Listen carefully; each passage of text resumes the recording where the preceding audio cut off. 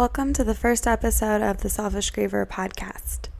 Today's episode is going to set the stage, if you will, for this podcast moving forward with a brief history about myself and my background, how I got here, and why I wanted to start this podcast. You can find me on Instagram at the Selfish Griever, and of course subscribe to the show so you get alerted when new episodes are released every Friday. Now let's get started.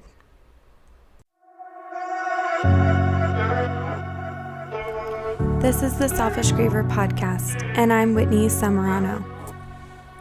I've been a grieving mom since June 2020 when one of my twin sons died in an accident when he was 2 years old. I help moms who have lost a child navigate grief spiritually and find purpose again. This is a podcast where we'll talk about the grief journey for moms, spiritual support, and following intuition as you move forward. On this podcast, you'll hear mine and other grieving moms talk about their story, as well as interviews with professionals in the spiritual community. Welcome to the Selfish Griever podcast.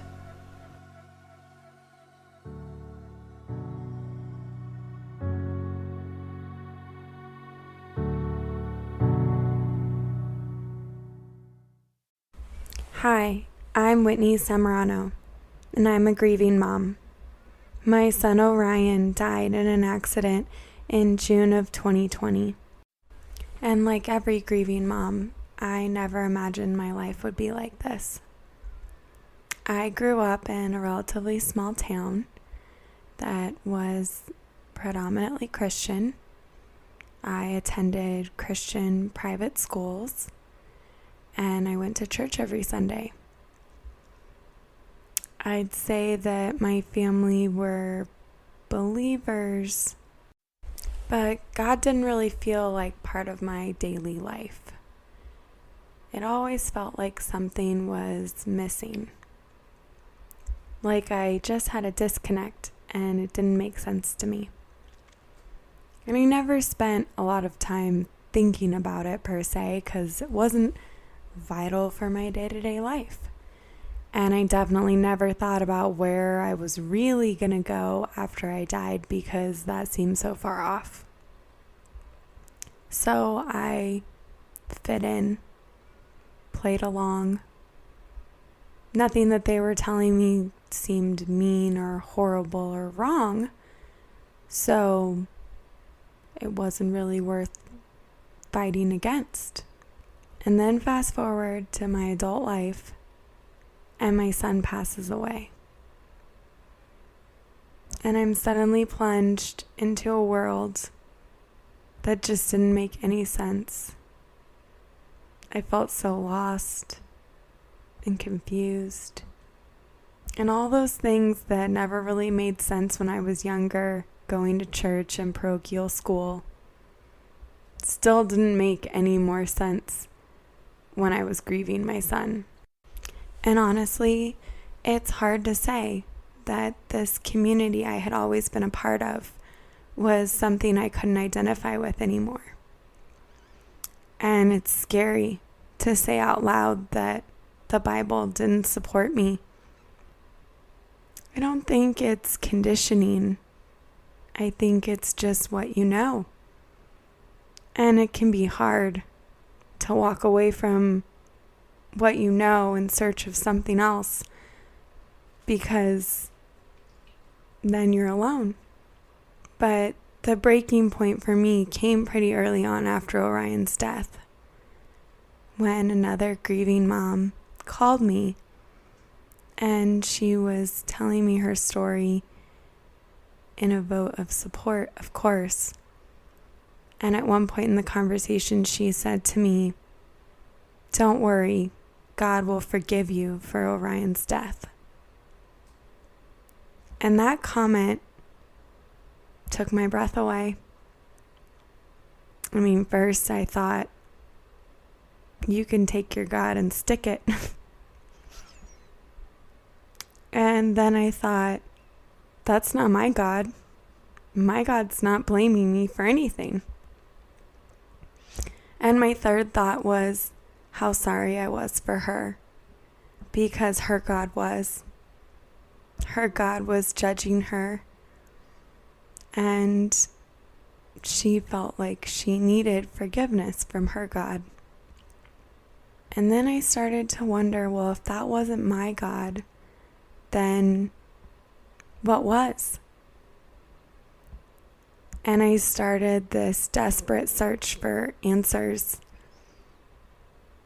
because in my mind, they were the only thing that could give me hope. And so I found every book I could on the afterlife, on near-death experiences, which led to reading about psychics and mediums, led to reading about past life regressions and hypnosis therapy. This really, frankly, crazy rabbit hole that I never in a million years would have ever thought I would be looking into, because that was not me. I was very logical, very fact-based, tangible person. But the more I read, the more it all made sense to me. The more I felt this click almost in my soul of all the pieces falling together. And it wasn't that Christianity and everything that I had been learning was totally off base. It was more that it was one piece of a whole puzzle, and all these other pieces had been getting left out. They'd been getting pushed away, in my experience, insisting that they weren't real. And the whole time that I was on this search and feeling this comfort, I wasn't talking to anybody about it. My newfound spirituality was like a dirty little secret. I didn't know anybody personally who believed in mediums, who saw signs from their dead loved ones. If anything, one time when I was actually brave enough to share about an experience that I thought was a sign from my son, my friend cautioned me against idolizing my son and thinking that it was him and not God who orchestrated that event. And again, I thought in my head, my God would not begrudge a grieving mom some comfort from her son. My God does not care if he gets all the credit or if I attribute some of it to my son, because that comforts me. Because he's bigger. It's not even a he anymore in my mind. It's the universe. This all-encompassing presence that is just pure unconditional love. And in my opinion, we do a disservice by trying to humanize that into a white guy with a beard and a flowing white robe sitting on a throne up somewhere in the sky. Because when I started to look around and accept the universe, I saw the universe's presence in my everyday life. I saw the synchronicities that were happening all the time for my best interest and my support. And it wasn't crazy. It's not my imagination. And I was tired of feeling like I needed to hide this. If anything, it's become such a beautiful experience for me that I think everybody should know about it. And that's really where the Selfish Griever came into existence, because I had to fully embrace, finally, what supported me instead of worrying about what everyone else's opinions were. And if somebody couldn't see the love and support that I was receiving in my life and the change that it's made in me by following spirituality instead of the traditional Christian beliefs that I had grown up with, then I had to let them go. And it wasn't about judgment, it was about survival. Because ultimately, you're the only one who can determine what supports you on your grief journey. And lots of people will offer advice, but you're the only one who really knows what speaks to your heart. And as I continued on my grief journey, I realized there are more parents out there looking for this spiritual connection. And some of them are afraid to talk about it. They're afraid to admit that they see signs from their dead children. They're afraid to say that they spoke to a medium who helped them. And I just don't think it has to be that way. It doesn't have to be a shameful, dirty secret. And also, I realized as I started to speak up more that the other people who'd been experiencing the same felt comfortable in admitting that they had seen the signs too. That they still felt the love from their deceased loved ones on the other side. And so one day I just had this crazy idea. What if I could help more grieving moms feel that connection? Feel that support from the universe instead of only the devastation. Because the devastation, it's inevitable. It's not something that can be avoided. But the support that you can come to feel from the universe on your journey as you continue to move forward is real too.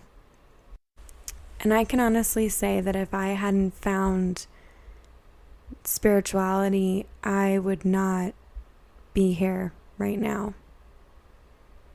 I'd still be sitting in the devastation that I felt immediately after Orion's death.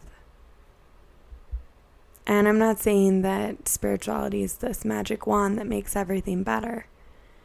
But the signs that I see from my son helped me. The mediums that I spoke to supported me. And my search for answers that led to me thinking about why we're really here and what am I supposed to do now helped give me purpose to move forward.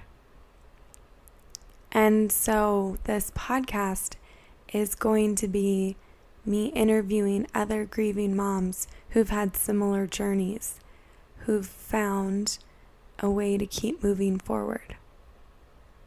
And surprisingly, a lot of experts in the spiritual field have journeys associated with grief.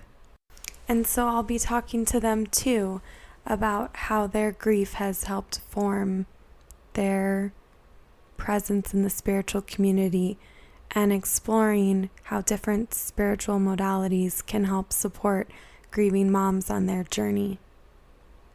My hope is that this space can become a validating and safe place for grieving moms who are looking for that connection and support from spirituality. Because the truth is, your child is not gone. They are with you every day, and they are so proud of you for how far you've come.